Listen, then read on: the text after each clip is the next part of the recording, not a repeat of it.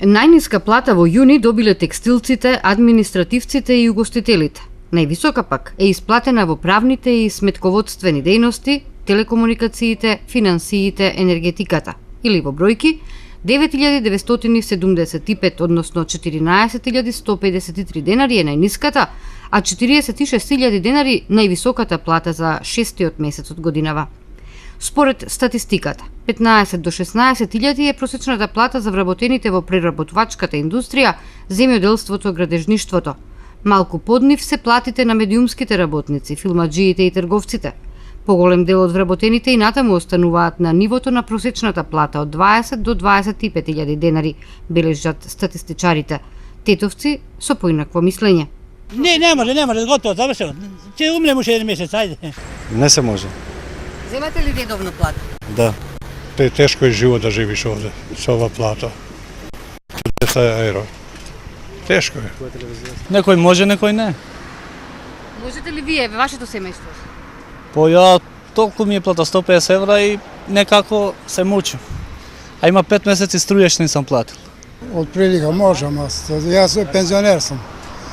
Ма многу се скапи со артиклите и не баш не ни стигаат. Јако јас земам околу 200 евра, ама не ми стига. Не знам другите што зема помалу, тие знаат. Не може. Што, ја не работам нигде. И примам социјална помош 2300 и тоа е све. И сега за струја нема да се плати. Ќе одиме дома пак. Па што ќе биде, нека биде сега, што е? Не може да се преживее. Многу е скупо. А сега со струјата што ни направи, како ќе живееме ми? Ми се плаче. Деца без работа. Според податоците на Државниот завод за статистика, просечната месечна исплатена нето плата по вработен во јуни 2012 година во однос на истиот месец лани е намалена за дури 2,2%. Ова се должи на намалувањето на просечната месечна исплатена нето плата по вработен во секторите информации и комуникации, уметност, забава и рекреација и административни и помошни услужни дејности.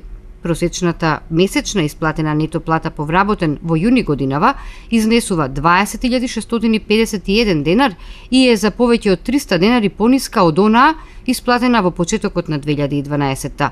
Ниту просечна, ниту минимална плата во јуни не добиле 2,1% од вработените во Република Македонија.